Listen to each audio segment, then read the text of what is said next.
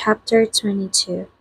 Even if you're confident with your life plan, sometimes life never goes accordingly. Theo wakes up to a bird chirping outside the window. It must be the cubby brown bird that has built its nest on the balcony pole. Theo spots it flying back and forth with twigs in its beak all day. It's actually cute, though it disturbs his sleep. Theo wakes up easily, so it's hard for him.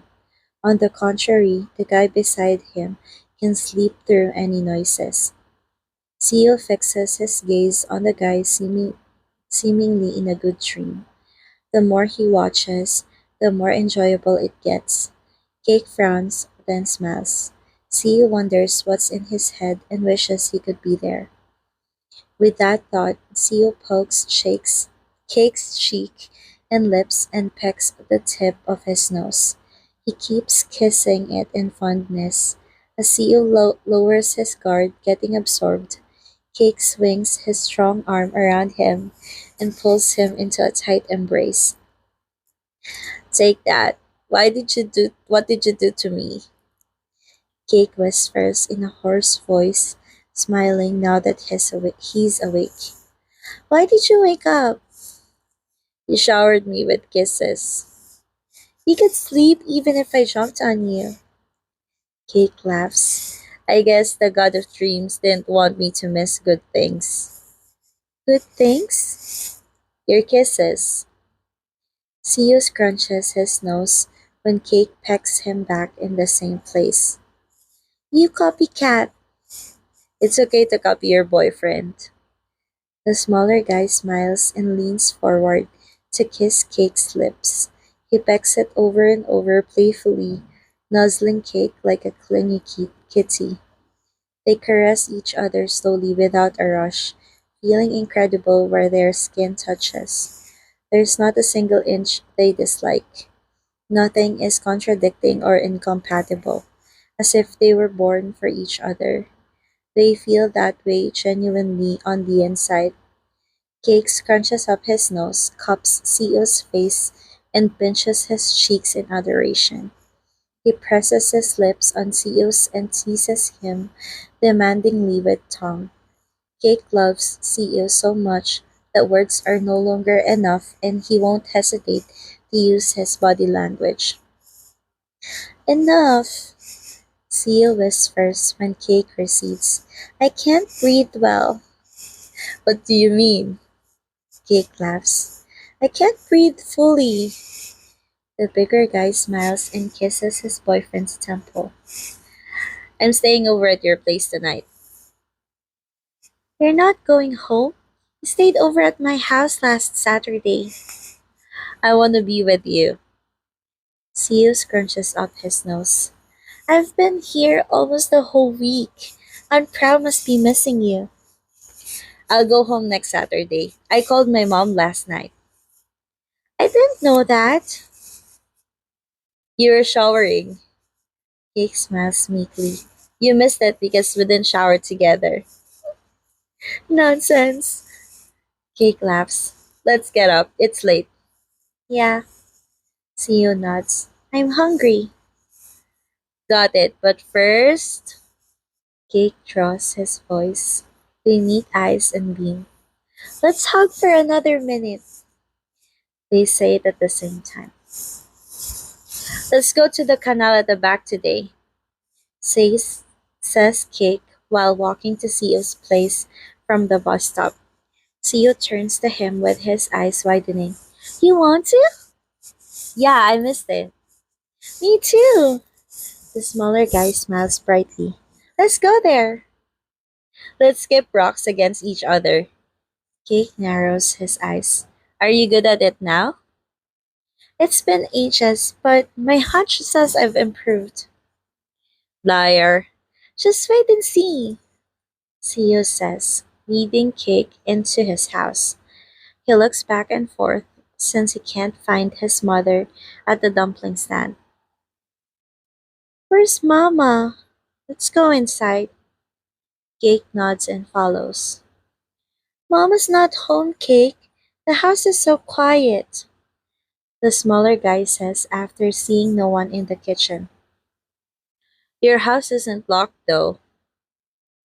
Maybe Mama is sleeping upstairs. CEO frowns. But she never leaves her shop unwatched. Let's go up and check. CEO nods and they ascend the stairs. They try calling her but receive no response. Cake throws a concerned glance at the guy who gets more worried by the second. Calm down. Aunt Net might have gone to the market. But the house isn't locked, Cake. Why don't you call Hiapao? CEO nods. Netnapa doesn't have a mobile phone, so she can only be contacted via the landline. CEO has no idea what to do in this situation. I'll try. Mama! The sudden scream startles Cake. He turns around and the first thing he sees is CEO's mother lying on the bathroom floor. They lunge forward almost at the same time. With teary eyes, CEO is flustered, his hands hovering in the air, awkwardly moving left and right. What do we do, Cake? CEO sobs. I need to call someone. I need to call Hia Pao. Calm down, Eo. Cake strokes his back, trying to comfort him. Go to the neighbor and ask for their help. I will call Hia Pao for you. But, Mama, we have to carry Mama. Eo. Cake lowers his voice. We can't just move her. Go get the adults here quickly. Seo presses his lips together, his nose reddening from the attempt to hold his tears. I'll be quick, he mumbles, rises, and sprints out of his house. Cake takes a deep breath, trying to steady his shaking hands. He takes out his phone and tries to find the number of his boyfriend's brother as fast as possible, glancing at Netnapa in worry. Cake is scared this much. He can't imagine how terrified CEO is. Hearing a ruckus from the elevator, CEO, his eyes red from all the crying, turns his head and stands up. He charges forward and hugs his brother and sister. You, Long Pao says, patting his little brother's head. How's Mama? Still in the examination. It's not done yet. Mama got so thin here. Sia croaks, shaking in an attempt to stifle a sob. She got thinner than last week. Mama is so small. Come down, Eo. Ton Hom comforts him, trying to stay composed despite her teary eyes. Mama will be okay. Seo shakes his head, unable to hold his tears. I didn't take good care of her, or know she was sick. I hardly come home. It's not your fault. His brother knits his frown. If someone is to blame, it should be him. He went home late because of work and left early in the morning. He barely saw his mother. It's my fault. Seal wipes his tears with the back of his hands. The more he tries to suppress it, the harder he cries. Had I gone home, talk to Mama a lot, and take care of her, if, if I see you. I knew nothing here. I knew nothing. I knew nothing. Cake presses his lips together as he looks at CEO bowling in his brother's embrace, his eyes and face burning up. For a split second, Cake hates himself. He was the one asking CEO to stay over at his apartment. Had he let him go home, things would have turned out differently. Aunt Net wouldn't have fainted with no one knowing.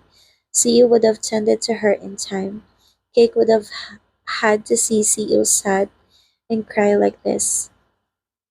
After waiting until the doctor comes out, Ton Hom and Long Pao deal with the papers regarding the recovery room. A while after the preparation, Natnapa is transferred to the upper floor. As the older siblings talk to the doctor, Seo sits by his mother's bed with Cake. This is his first time looking at her closely in weeks. His mother's cheeks are unrecognizably sunken, and the bags under her eyes make it seem like she's lost sheep. Her skin is pale yellow, not bright like before. The fluffy flesh Seal loved to touch and kiss is nearly all gone. His mother's appearance was better last week.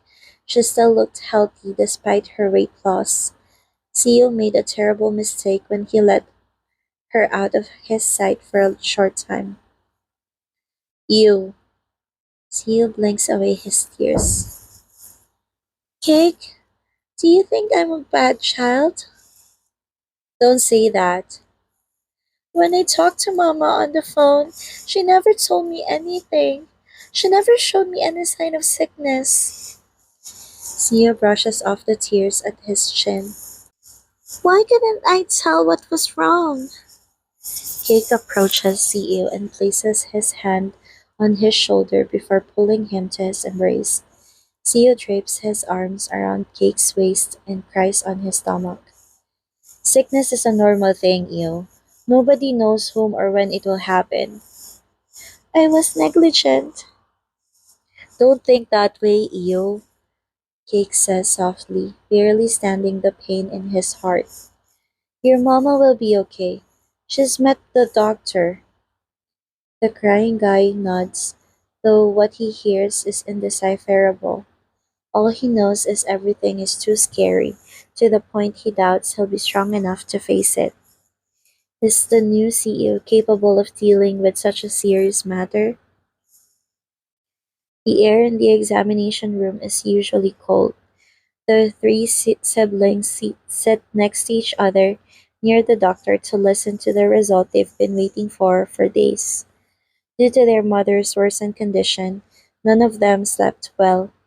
Ton Hom and Long Pao took turns taking days off, while Seo came to her after classes.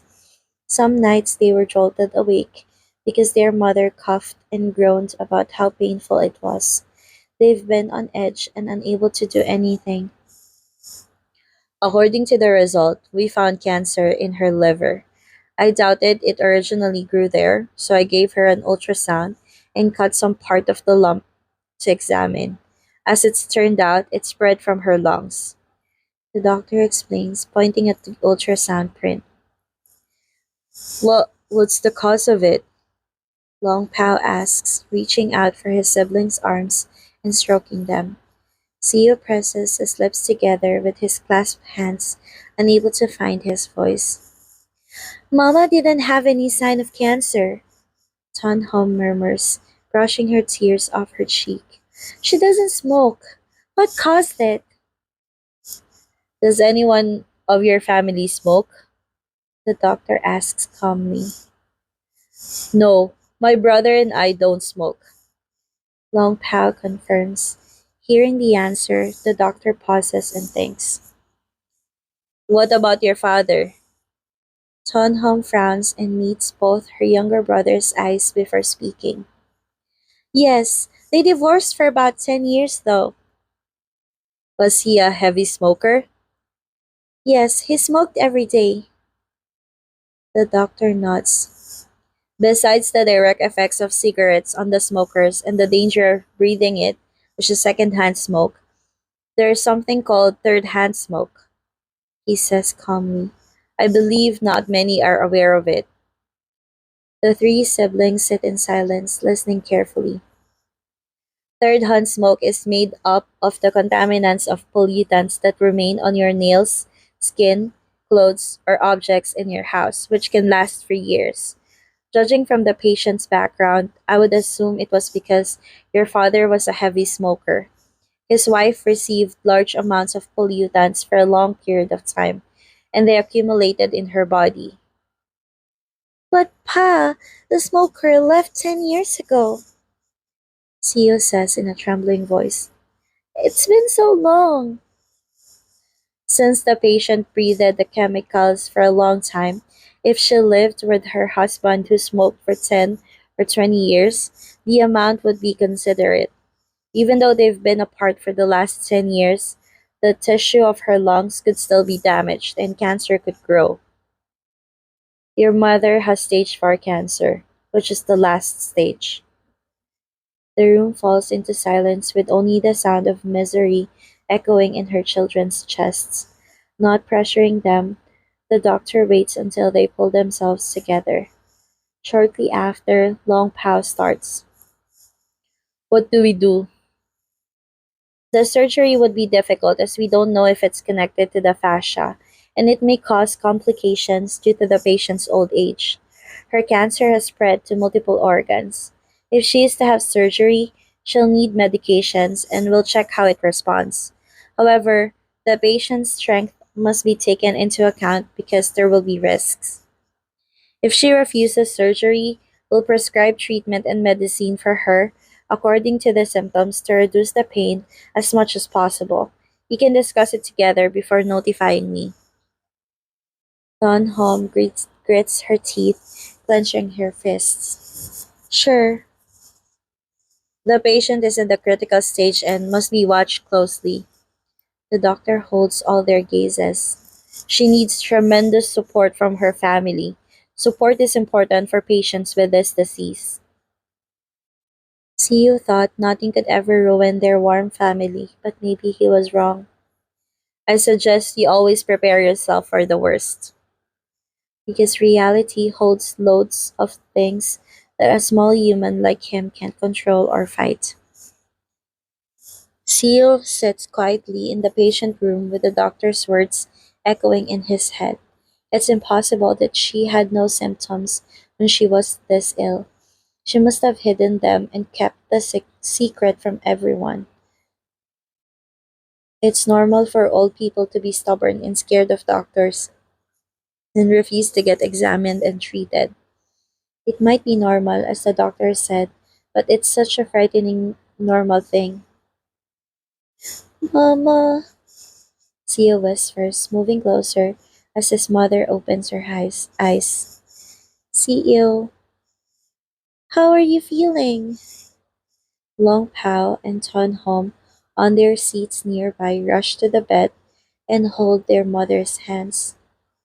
Do you feel any pain? My chest hurts, Nitnapa says softly and has a coughing fit.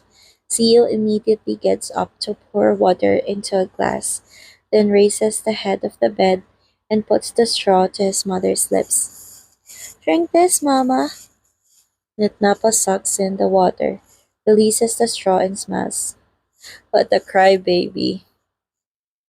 Seo presses his lips together, knowing his mother can definitely tell, no matter how hard he forces a smile or holds his tears.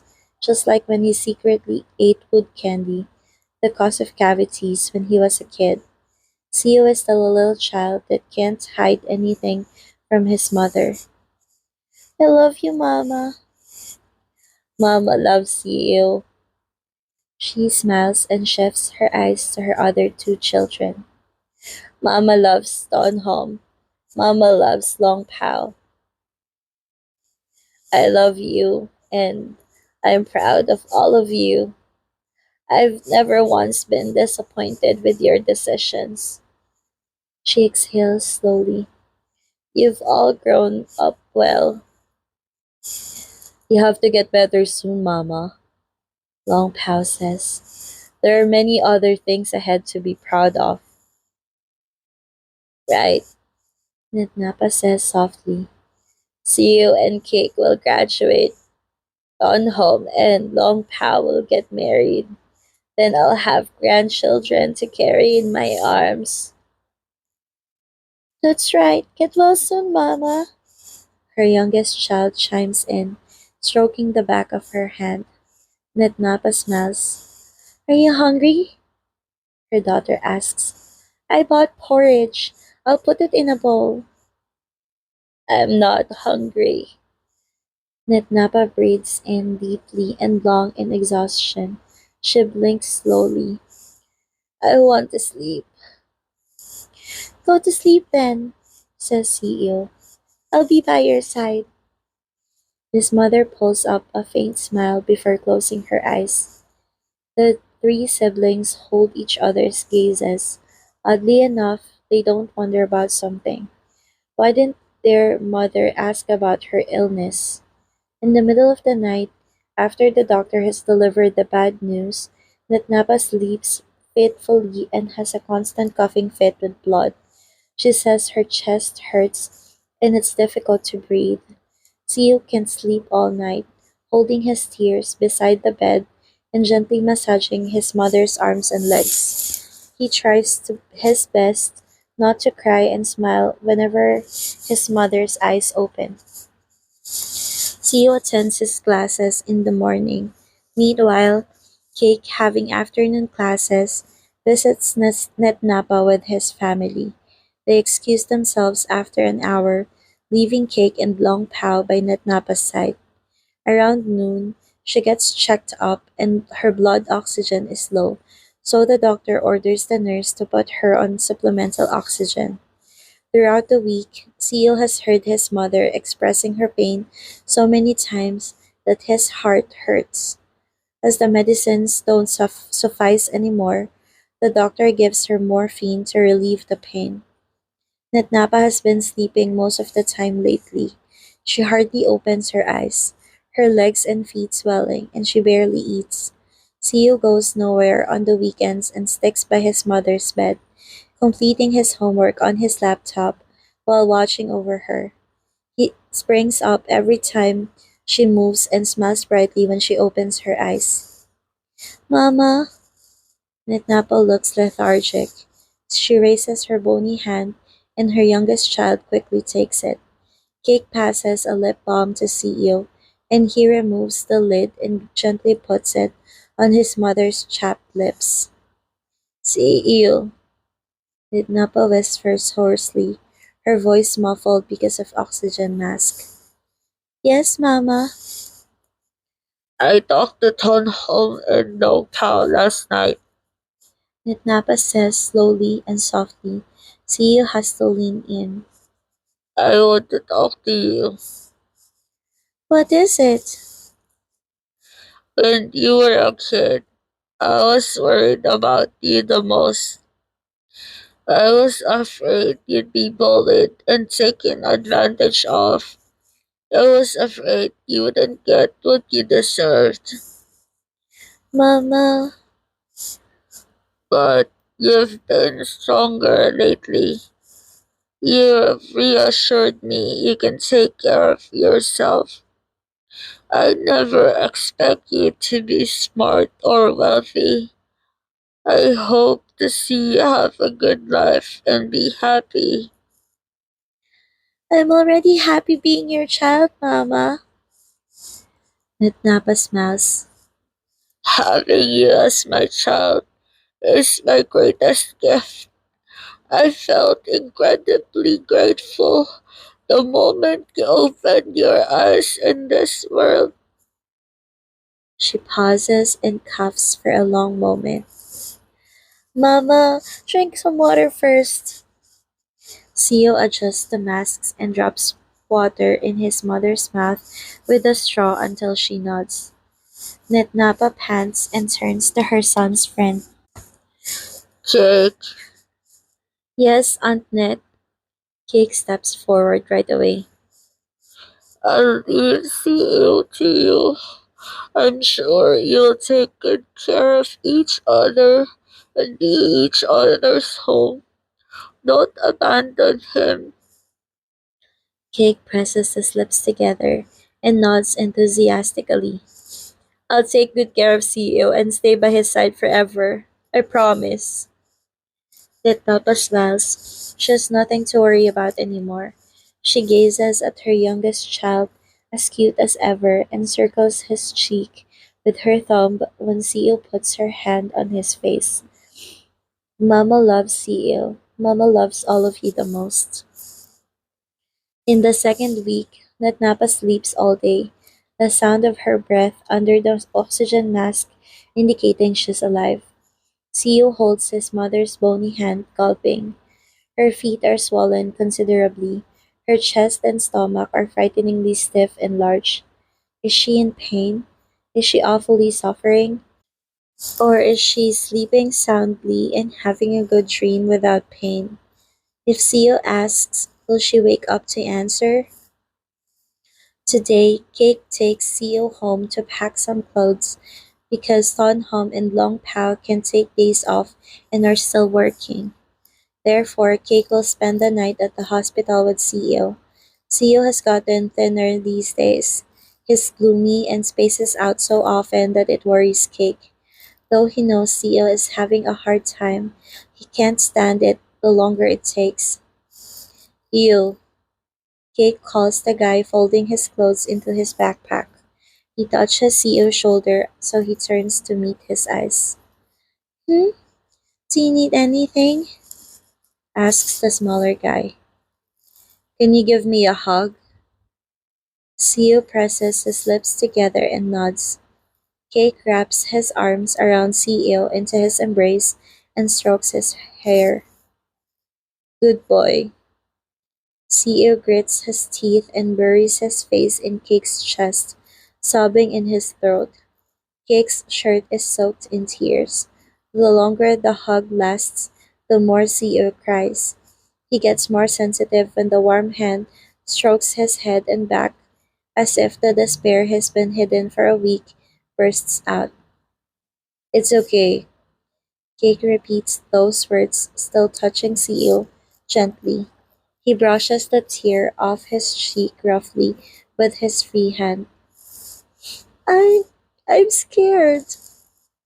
Cake nods, tightening his arms. I know. I'm scared. So am I. I don't want Mama to be in pain. I know. I want Mama to be healthy. So do I. I want Mama to be happy. Your Mama is happy. I don't want to lose her. Cake takes a deep breath, stifles a sob nearly escaping his throat, and exhales, trying to calm down. He needs to be strong in this situation. Your mama won't go anywhere.